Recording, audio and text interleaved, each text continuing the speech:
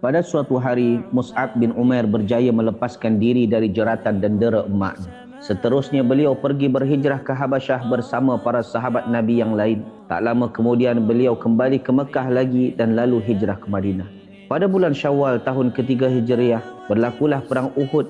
Beliau diamanahkan oleh Nabi SAW membawa bendera kaum muslimin di bawah pimpinan Nabi. Di saat berlakunya perang Uhud tersebut, ketika situasi mula kacau kerana segelintir kaum muslimin melupakan perintah Nabi, maka Mus'ab mengangkat bendera setinggi-tingginya dan bertakbir sekeras-kerasnya, lalu maju menyerang musuh. Targetnya untuk menarik perhatian musuh kepadanya dan musuh melupakan untuk serang Nabi. Maka tiba-tiba seorang musuh datang yang bernama Ibnu Qami'ah Al-Laythi tengah menunggang kuda dan menyangka bahawa Mus'ab itu sebagai Nabi.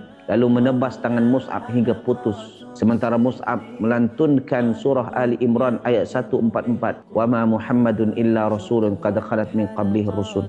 Muhammad itu tiada lain hanyalah seorang rasul yang sebelumnya telah didahului oleh beberapa rasul. Kemudian Mus'ab memegang bendera dengan tangan kirinya sambil membungkuk melindunginya. Musuh pun menebas tangan kirinya itu hingga putus pula. Lalu Mus'ab membungkuk ke arah bendera, lalu dengan kedua pangkal lengan meraihnya ke dada.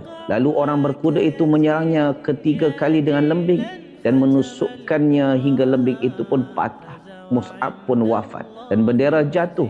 Ia wafat sebagai bintang dan mahkota para syuhada. Sehingga Ibnu Qami'ah lantas menemui orang-orang Quraisy sambil menyeru, "Aku berjaya membunuh Muhammad." Di antara faedah dari kisah ringkas ini, untuk masuk syurga tak cukup dengan angan-angan kosong tanpa usaha, namun perlu pengorbanan besar, harta bahkan nyawa.